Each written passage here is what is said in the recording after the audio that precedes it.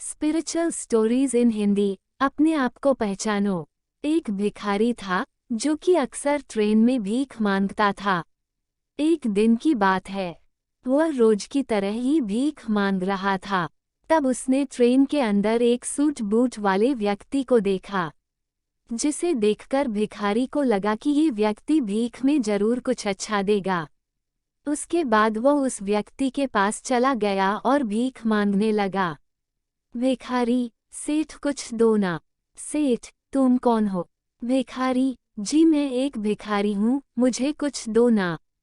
सेठ ने भिखारी से कहा, अगर मैं तुम्हें भीख दूंगा तो बदले में तुम मुझे क्या दोगे? भिखारी कुछ समझ नहीं आया और सेठ से कहने लगा कि सेठ मैं तो भिखारी हूँ, मैं भला आपको क्या दे सकता हूँ?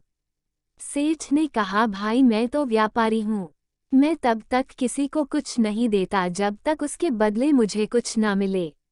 उसके बाद सेठ का स्टेशन आ गया और वो उतर गया, लेकिन उसकी कई बातों से भिखारी सोच में पड़ गया और सोचने लगा कि क्या इसीलिए उसे कम भीख मिलती है, क्योंकि वह भीख के बदले लोगों को कुछ दे नहीं पाता। लेकिन मैं तो भिखारी हूँ, मैं आखिर किसी को क्या दे सकता हूँ? भिखारी यही बात सोच सोचकर बहुत परेशान था। तभी उसने देखा कि उसके पास काफी सुंदर फूल लगे हुए हैं। उसे आइडिया आया कि क्यों ना भीख के बदले लोगों को फूल दिए जाएं। अगले दिन से भिखारी ने भीख के बदले लोगों को फूल देना शुरू कर दिया, जिससे खुश होकर भिखारी को भीख में काफी इजाफा होने लगा।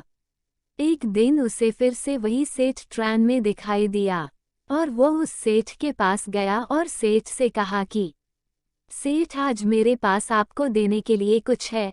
तो उसने सेठ को कुछ सुंदर फूल दिए।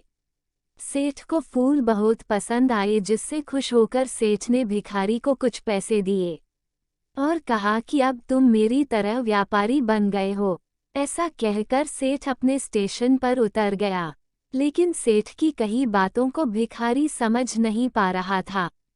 एक बार फिर भिखारी के दिमाग में बहुत सारे सवाल दौड़ने लग गए थे। उसके बाद वह भिखारी स्टेशन पर कभी दिखाई नहीं दिया। काफी दिन बीत गए। तकरीबन 1 साल के बाद 2 व्यक्ति सूट बूट में आमने सामने बैठे हुए थे। तब एक ने दूसरे से कहा कि साहब आपने मुझे पहचाना? उस पर दूसरे ने कहा, नहीं भाई मैंने तुम्हें नहीं पहचाना, लगता है हम पहली बार मिल रहे हैं। इस पर पहले वाले ने कहा, नहीं साहब हम तीसरी बार मिल रहे हैं। तब दूसरे ने कहा, क्या आप मुझे याद दिलाओगे कि हम पहले 2 बार कब मिले हैं? इस पर पहले ने कहा, साहब मैं वही भिखारी हूँ जिसे आपने भीख के बदले कुछ देने के लिए कहा था। वो हमारी पहली मुलाकात थी। दूसरी बार आपने मुझसे कहा था कि मैं जो अब भीख के बदले फूल दे रहा हूँ, इससे मैं आपकी तरह व्यापारी बन गया हूँ। आपकी वही बात मेरे दिल में घर कर गई और मैंने खुद से सवाल किया कि आखिर कब तक मैं भिखारी बना रहूँगा। उसके बाद मैं अब फूलों का व्यापारी बन गया हूँ और आज मैं अपने व्यापार के सिलसिले से ही शहर जा रहा हूँ। ये बात शायद मुझे कभी समझ नहीं आती, लेकिन आपके द्वारा बोले गए शब्दों ने मुझे मुझसे मिला दिया। अब मैं जान गया हूँ कि मैं कौन हूँ, जिसका नतीजा यह निकला कि मैं फूलों का बहुत बड़ा व्यापारी बन गया। आपने मुझे पहली मुलाकात में प्रकृति का नियम समझाया कि हमें तभी कुछ मिलता है जब हम कुछ देते हैं। लेन देन का नियम जो आपने मुझे समझाया ये सच में काम करता है।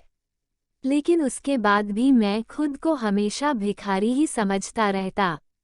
अगर आपने मुझे दूसरी मुलाकात में मुझे यह एहसास नहीं करवाया होता कि मैं एक व्यापारी हूँ। भारतीय मुनि ऋषियों ने इसीलिए स्वयं को जानने पर सबसे ज्यादा जोर दिया है और कहा है, सोहम शिवोहम। अब बस समझने की बात है, इस भिखारी ने जब तक खुद को भिखारी समझा वो भिखारी ही बना रहा, और जब उसने खुद को व्यापारी मान लिया वह व्यापारी बन गया। इसे हम लॉ ऑफ अट्रैक्शन भी कहते हैं। तो दोस्तों यह थी कुछ स्पिरिचुअल स्टोरीज इन हिंदी। आशा है आपको पसंद आई होंगी और आप अपने जीवन में इनसे कुछ जरूर सीखेंगे। हमें कमेंट करके ज़रूर बताएं कि इनमें से आपको सबसे अच्छी कौन सी कहानी लगी। अगर कहानी अच्छी लगी हो तो इस वीडियो को लाइक ज़रूर कीजिएगा।